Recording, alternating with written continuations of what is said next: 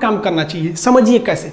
देखिए चाइना जो है ना मैन्युफैक्चरिंग हब है, पूरी दुनिया वहीं सामान बनाती है क्योंकि वो थोड़ा सस्ता पड़ता है। उसके यहाँ लेबर सस्ते हैं, एकदम टाइम पे आ जाते हैं, कोई लेबर का सुनता नहीं है, हर चीज़ है, जिस वजह से उसका सामान सस्ता पड़ता है। और वो मास प्रोडक्शन करता है, थोड़ा सा नहीं बनाता है, एक ही बार 1 करोड़ बना देगा। अब आप इतनी सा सब्जी बनाइए या इतना बनाइए, जानते हैं ज़्यादा बनाने में खर्च कम आता है, इसलिए चाइना का प्रोडक्ट बहुत सस्ता होता है। ये जो टेम्पर ग्लास हम लोग मोबाइल पे लगाते हैं ना, चाइना पे 3 रुपया में पड़ता है। 31% टैक्स जोड़कर और जो पूरा ट्रांसपोर्ट का खर्चा जोड़कर हमको वो जो टेम्पर ग्लास पड़ता है 4.5 रुपया में पड़ता है। 45 रुपया नहीं दिखा है, 4.5 रुपया में टेम्पर ग्लास पड़ता है, जिसको आप लोग दिल्ली मुंबई में 10 रुपया से 40 रुपये में लगवाते हैं। अब बताइए इतना सस्ता है तो हम कैसे रोक सकते हैं उसको।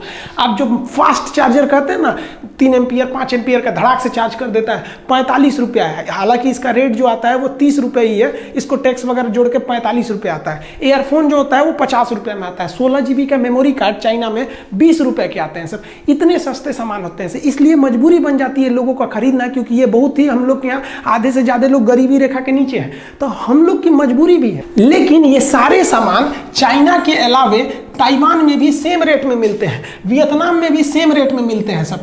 तो हम लोग क्यों ना फिलहाल सब्स्टिट्यूट के रूप में हम लोग ताइवान से खरीदें, ताइवान से, वियतनाम से। ये दोनों चाइना के दुश्मन हैं, इससे हमारा 2 फायदा होगा। चाइना से हमको आयात में भी घट जाएगा और हमको सेम रेट पे सामान चाइना के दुश्मनों से मिलेगा। ये शक्तिशाली होंगे, हमारे लिए अच्छा है।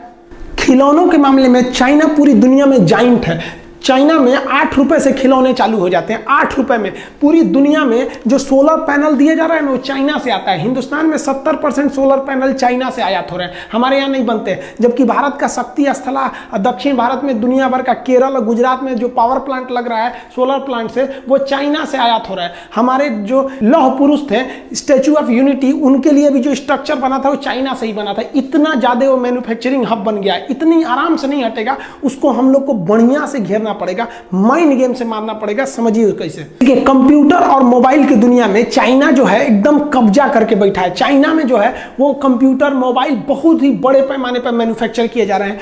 ये जो कैमरा होता है ना, शादी ब्याह में रिकॉर्डिंग वगैरह करते हैं, उसका भी चाइना बहुत बड़ा हब है। सीसीटीवी कैमरा का चाइना बहुत ही बड़ा एक्सपोर्टर कंट्री है। चाइना के पास हर तरह के सीसीटीवी कैमरे होते हैं। जनरली 2 टाइप का हम लोग यूज करते हैं। गोल वाले को कहते हैं डोम कैमरा, ये चौड़ाई में देखता है और वाटर प्रूफ नहीं होता, इसलिए इसे घर के अंदर लगाया जाता है। और ये जो लंबा वाला होता है इसे कहते हैं बुलेट कैमरा, ये लंबी दूरी को देखता है और वाटर प्रूफ होता है, इसलिए इसे बाहर भी लगाया जा सकता है, इसलिए इसे इंडोर, इसे आउटडोर कहते हैं। इस तरह के सीसीटीवी कैमरे के लिए चाइना बहुत बड़ा उत्पादक है। चाइना के आप किस किस सामान का बाइकआउट करने को कह रहे हैं? आपको पता है जो पीवीसी टेप चिपकाया जाता है ना, तार वगैरह को चिपकाने के लिए, चाइना से आता है। छोटे बच्चे जो कंचा गोली खेलते हैं ना, वो चाइना से आता है। चाइना अपने कस्टमर्स का बहुत ही ख्याल रखता है, लेकिन इंडिया वाले क्या करते हैं, कस्टमर का ख्याल नहीं रखते, अपना मुनाफा कैसे होगा। अब सोचिए छोटा बच्चा गोली खेलने जाता है, सोचता है गोली बड़ा रंग बिरंगा हो, एक साइज का हो, एकदम बिल्कुल गोल हो। हिंदुस्तान का गोली देखिए टेढ़ टाढ़ ऐसे रहता है, इंडिया का लड़का लेता ही नहीं, कहता है चाइनीज गोली दो, एकदम रंग बिरंगा दे दिया।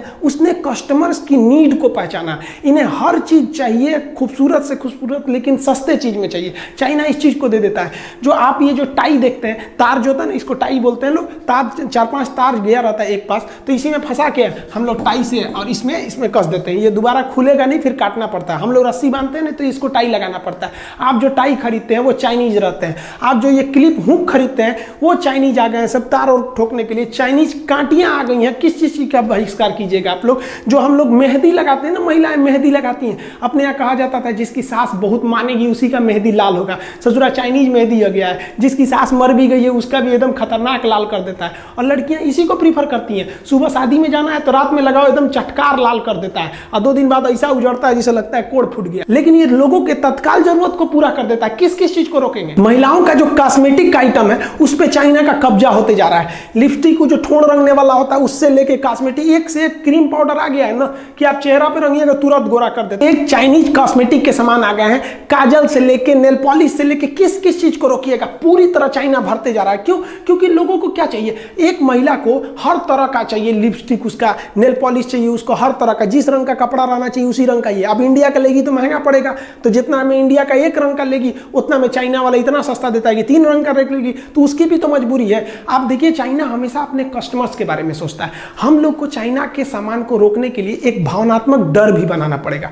भारत में देखिए ना, मुंह नोचुआ का हल्ला उड़ गया था, चोटी काटने वाला, बाल काटने वाला था। इसी तरह मीडिया को पैसा वैसा खिला के सरकार को ना एक हल्ला उड़ा देना चाहिए कि चाइनीज मेहंदी लगाने से ना हाथ में कैंसर हो जा रहा है, जो महिला ठोड़ रंग ले रही है चाइनीज लिपस्टिक से उसको धोधड़ हो जा रहा है। इसे ऐसे टाइप का एक मनोवैज्ञानिक दबाव बना दो, फॉल्स न्यूज चला दो। हमारे यहाँ तो फॉल्स न्यूज दुनिया भर का चलता है कि 2000 के नोट में चिप था, उस चिप से हम पता कर सकते हैं कहाँ 2000 का नोट छुपा है, कहाँ घंटा चिप था उसमें। चाइना अपने कस्टमर्स का बहुत ख्याल रखता है। देखिए हमारे यहाँ बनारसी साड़ी पूरी दुनिया में फेमस है।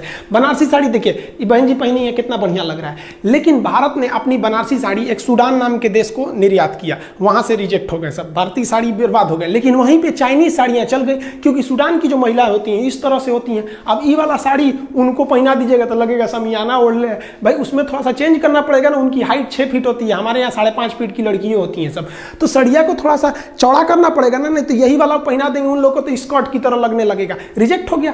हम लोग कस्टमर्स का ध्यान नहीं रखते हैं, चाइना बहुत ही ध्यान रखता है। वो कोई भी चीज बेचने से पहले अपने टॉप ग्रेड के अधिकारियों को भेजता है अब पता करने के लिए कि पता करो वहां कस्टमर की डिमांड कितनी है, कितना पैसा खर्च कर सकते हैं। आप देखेंगे भारतीय टॉर्च इस तरह के थे, सजुरा में महीना में 50 रुपया के सेले लग जाता था, चलाइए तो फिर ढीला हो जाता था, चलते चलते बुझ जाएगा। एक बार हमारे यहाँ सांप निकला था, खोज रहे थे तो बुझ गया। यहाँ पे चाइना आया तो देखा लोगों की सोच कैसी है, तो चार्जिंग वाला टॉर्च लगा दिया, अलग से चार्जर नहीं, उसी में एक तो दे दिया कि भैया पीछे से चार्ज कर दो, आगे से फोक्स मारने वाला लगा दिया, खड़ा कर दीजिए तो इधर से चौड़ा रोशनी मारेगा, कस्टमर के हर एक डिमांड को पूरा कर दिया। वो अलग बात है कि अभी मोबाइल का फ्लैश लाइट इतना ना आ गया है कि अब टॉर्च धीरे धीरे विलुप्त हो रहा है। मेरा कहना है कि कितनी चीज को जोड़िएगा, बहुत से ऐसे चीज तो आप जानते नहीं है जिसको यूज करते हैं कि वो चाइनीज है। आप 2-4 चीज जानते हैं, एक तो मोबाइल, टीवी, ये सब चीज जान गए कि चाइनीज है, भगाओ इनको भगा देने से चाइना भाग जाएगा, नहीं।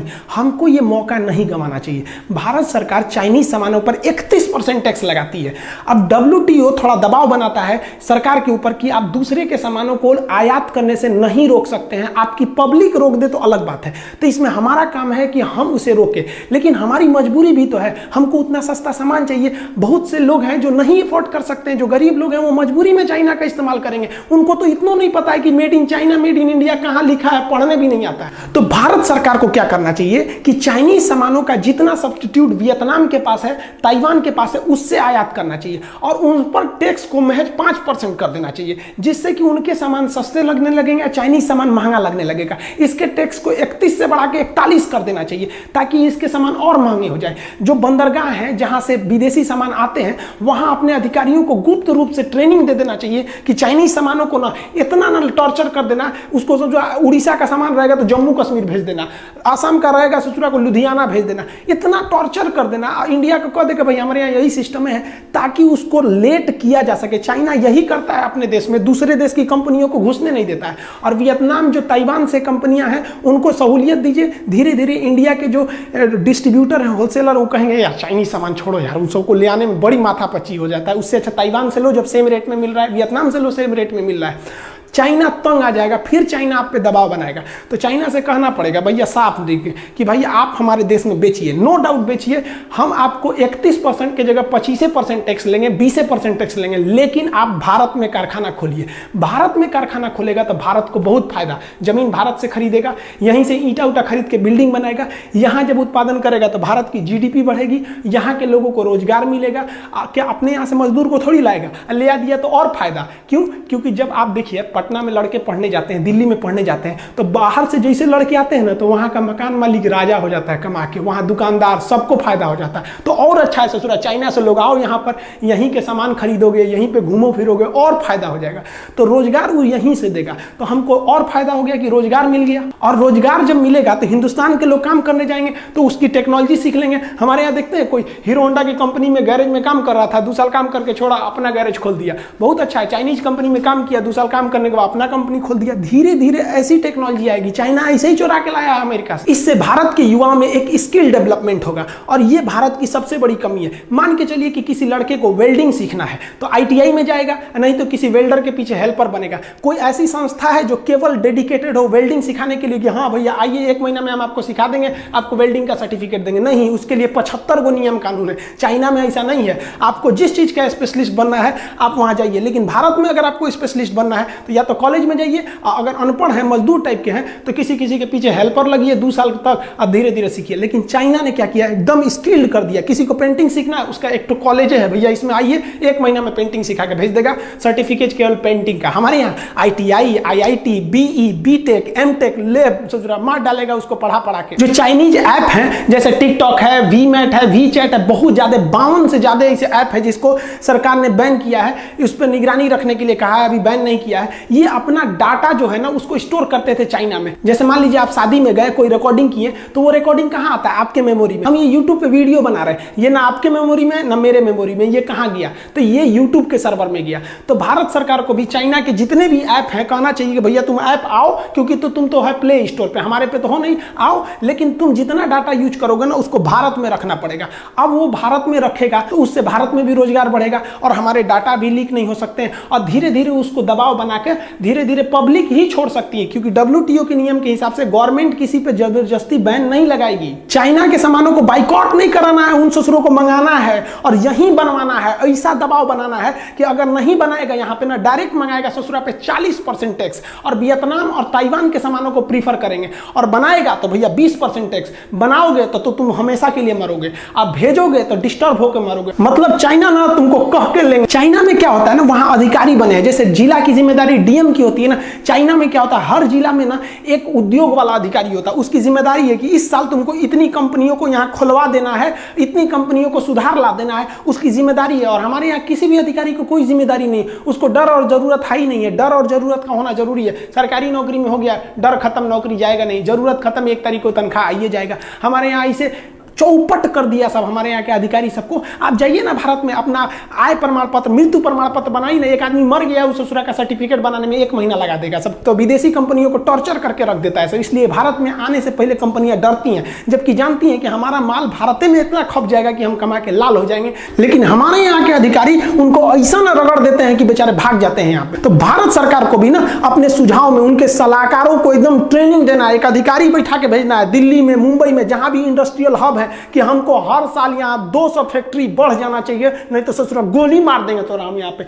डर बिना प्रीत कहाँ। भारत सरकार के उद्योग मंत्रालय पे एकदम कड़ा डिसीजन लेना चाहिए। लिस्ट बनाइए उन चीजों का जो चाइना ज्यादा प्रोडक्ट करता है, जिसका पब्लिक ज्यादा यूज करती है, और उन सारे चीजों का कारखाना 1 साल के अंदर अंदर खुल जाना चाहिए, ना तो नौकरी से भगा देंगे। हमारे यहाँ अधिकारी ये सोचने का तोन निकल गया है, इतना कोई मतलब नहीं है क्या हो रहा है क्या नहीं, सरकारी नौकरी लग गया। देखिए चाइना को इतना टॉर्चर करना है कि उसको फैक्ट्री मजबूरन भारत में खोलना पड़े, और जब भारत में फैक्ट्री खोल देगा ना तो हम लोग हो जाएंगे मकान मालिक और चाइना हो जाएगा किराएदार। अब कोई भी किराएदार मकान मालिक से ऐंठ के नहीं बोलता है, जानता है कि हमारा सब फैक्ट्रियां वहीं पे है, सोच रहा रोक देगा तब। कोई भी देश चाइना से ऐंठ के क्यों नहीं बोलता है, क्योंकि जानता है सोच रहा वहां पे हमारी कंपनी फंसी हुई है। अमेरिका भी शांत रहता है, उसकी करोड़ों करोड़ की कंपनियां का वहां पे इन्वेस्टमेंट है। तो भारत सरकार को इन्वेस्टमेंट लाना चाहिए, इससे FDI भी बढ़ेगी भारत सरकार की। इससे चाइना पर बहुत बड़ा प्रेशर आएगा, क्योंकि उसकी कंपनियां उस पर प्रेशर लगाएंगी, भैया मेरा वहां पे सब फैक्ट्री फंसी हुई है। और हम लोग को यह नहीं कहना पड़ेगा कि बाइकआउट चाइना, भैया भारत में ना बन रहा है, यहाँ पे 1 नंबर का काम हो रहा है। अब यहीं से बना के तुम बगल में बेचो, पाकिस्तान को बेचो, श्रीलंका को बेचो, किसी को भी बेचो, लेकिन हमारे यहाँ मैन्युफैक्चरिंग हब बनाओ। हमारे यहाँ बेचना है तो बनाना पड़ेगा, नहीं तो भाड़ में जाओ ससुरा।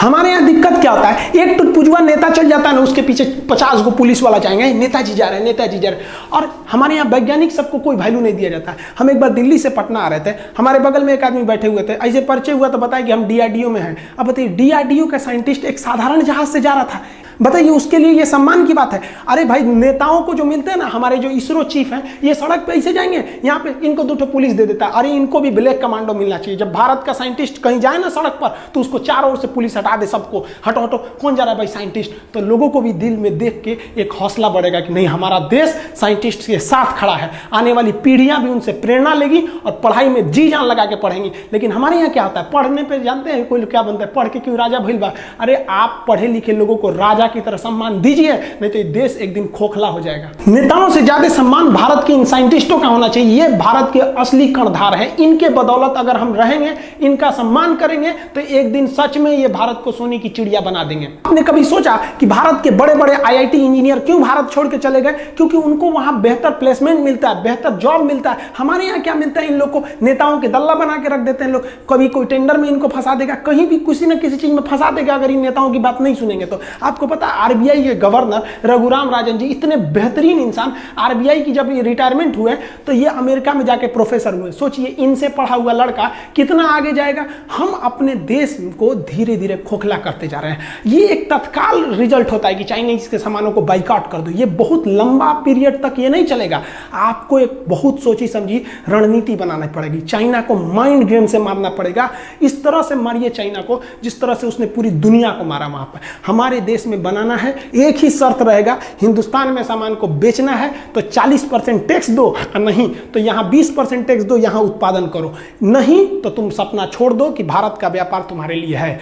इसके बाद बाइकआउट कीजिए अगर चाइना इस पर रेडी नहीं होता है तब। आगे आप क्या सोचते हैं आप कमेंट करके बताइए। मिलेंगे हम लोग नेक्स्ट वीडियो में, तब तक के लिए जय हिंद।